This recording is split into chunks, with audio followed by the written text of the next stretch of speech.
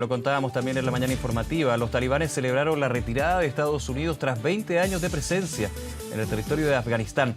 Ahora autoridades estadounidenses anunciaron que comenzarán una nueva etapa enfocada en la salida segura de quienes no pudieron ser evacuados. Vamos a hablar de este contexto, para eso estamos en contacto con Pablo Álvarez, académico de la Escuela de Historia de la Universidad Diego Portales. Pablo, muchas gracias por acompañarnos, buenos días. Buenos días, gracias a ustedes. A ver, son 20 años. Ayer se mostraban imágenes, por ejemplo, del último operativo militar de Estados Unidos que dejaba Afganistán. Se cumplen también las fechas que se habían estipulado. Hay miradas contrapuestas con respecto a esto. ¿Cuál es tu visión sobre este punto de inflexión, sobre este cambio, sobre estos años, por supuesto, donde finalmente termina con la retirada de Estados Unidos de Afganistán?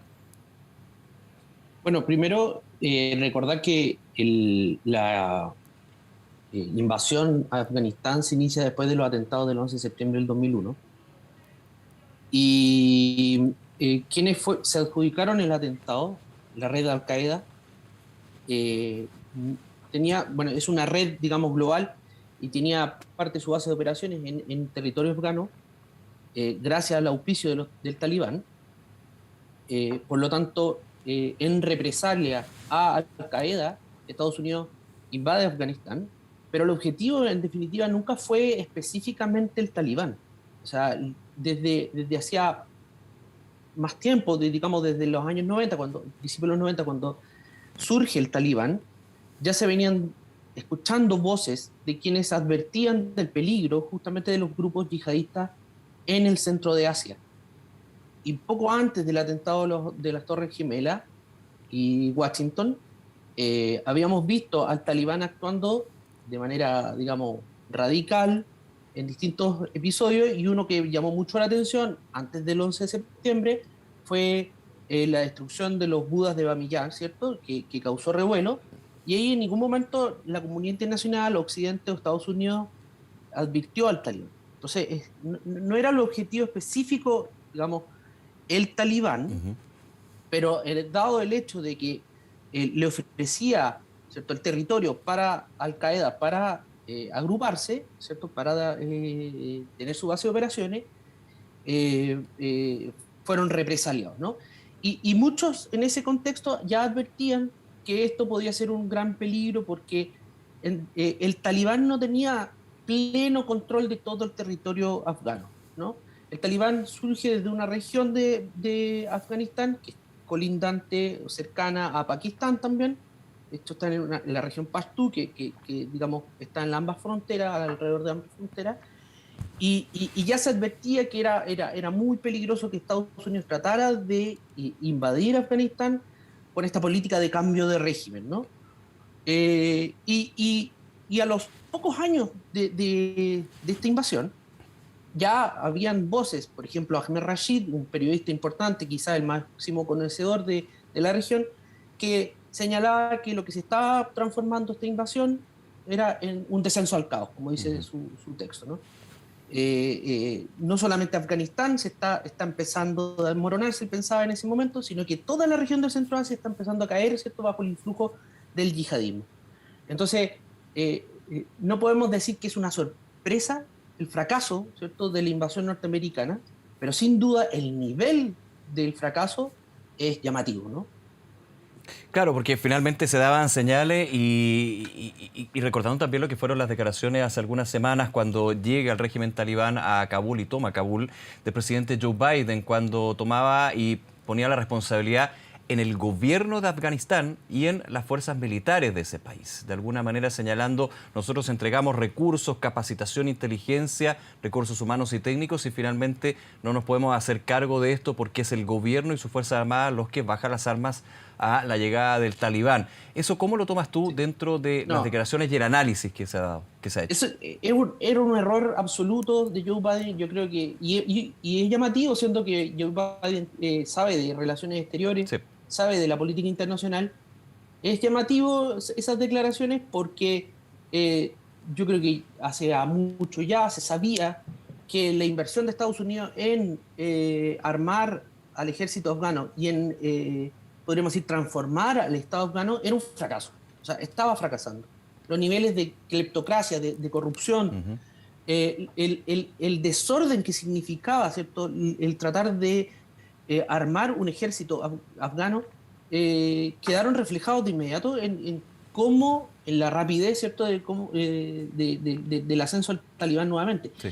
Muchos sectores del ejército se pasaron al talibán, eh, muchos sectores del ejército se están aliando a otros grupos, ¿cierto?, radicales que están en la región, que están en Afganistán. Eh, y esto no es sorprendente, esto se sabía de antes. Habían muchos informes que estaban señalando que los niveles de corrupción, de desorganización eran enormes, ¿no? O sea, aquí hubo una sangría de recursos gigantesca, gigantesca.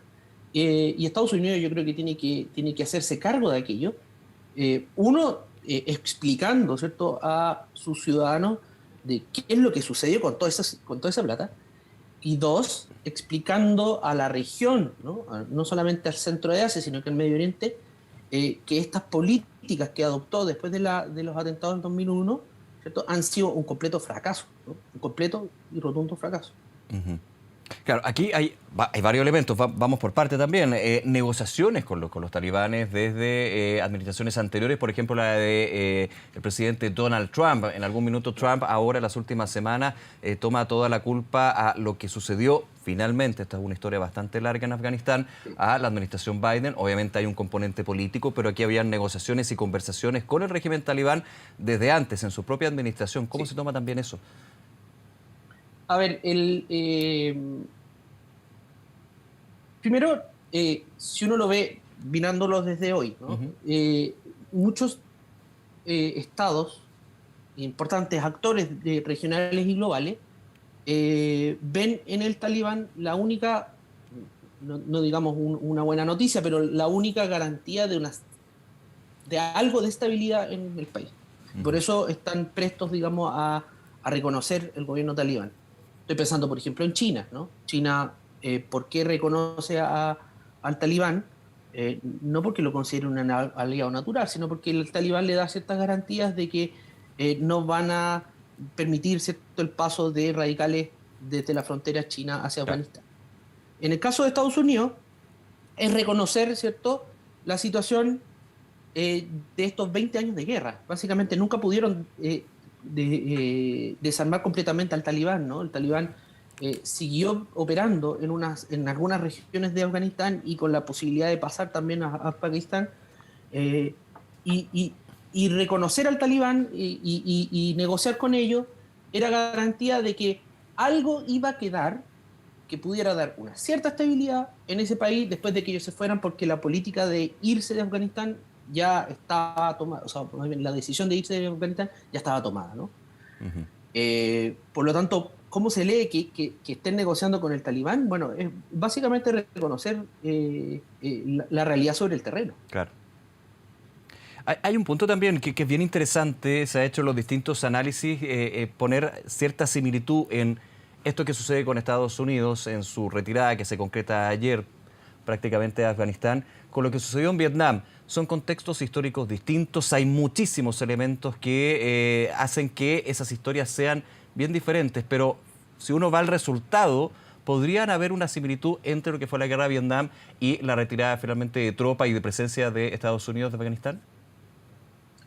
A ver, desde el punto de vista como de las similitudes, claro, la similitud está en, yo diría, básicamente la futilidad, ¿cierto?, de las aventuras imperiales norteamericanas. Ujú. Es decir,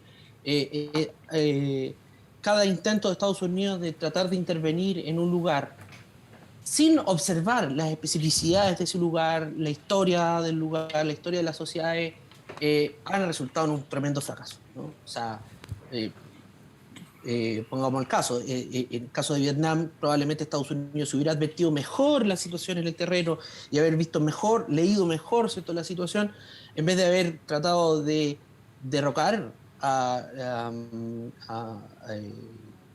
Ho Chi Minh. Quizás habría sido prudente más bien haber sido aliado de ellos, dado el hecho de que era un movimiento socialista, pero también nacionalista, Ujú. ¿cierto?, antichino, etcétera, etcétera. En el caso de Afganistán, aquí ya vamos a las especificidades. En el caso de Afganistán, yo diría que la cuestión es un poco distinta. Yo creo que en Afganistán la cosa era mucho más compleja que en Vietnam.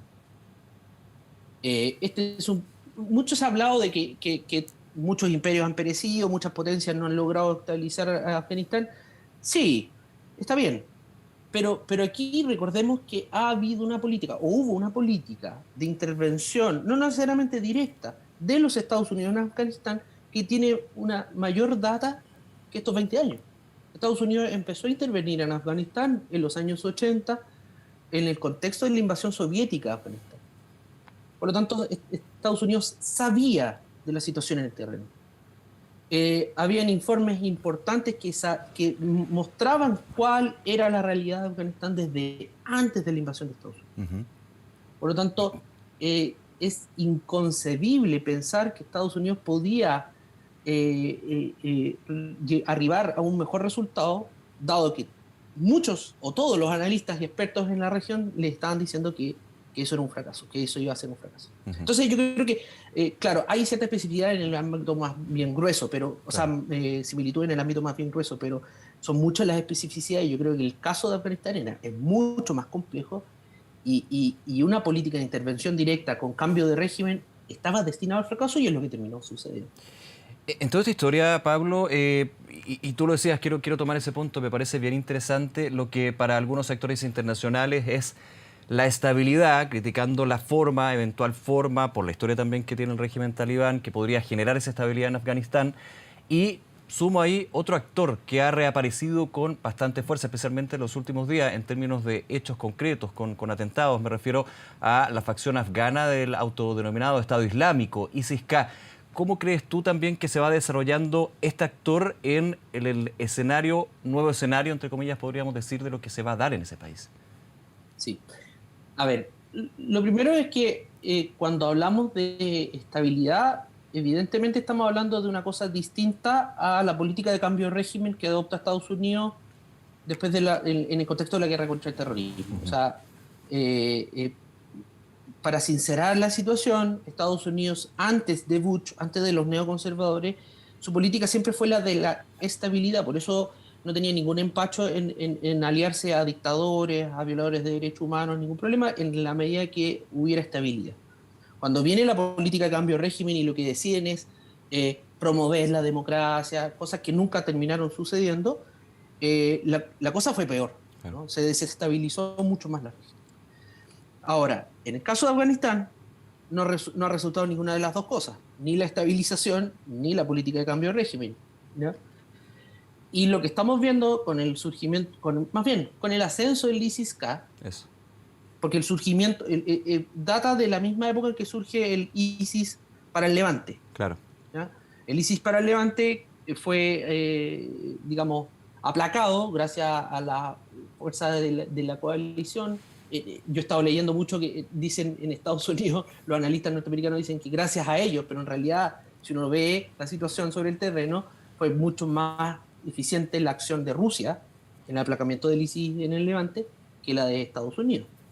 Y mucho de esa gente se fue justamente de la zona de Siria hacia Afganistán, se refugiaron en algunas regiones, y el ISIS-K, el ISIS de Jorazán, que es una región histórica del país del este, o la región del este, en persa, que agrupa a distintos países del centro de Asia, estaba activo de hace rato y eran aliados del Talibán. ¿Ya? Eran aliados del Talibán. Pero en el contexto de estas rondas de negociaciones del Talibán en Doha el año pasado, el ISIS-K considera que el Talibán se ha terminado, ¿cierto?, allanando a la política de las potencias, ¿cierto?, se ha allanado a la conciliación y por lo tanto son débiles.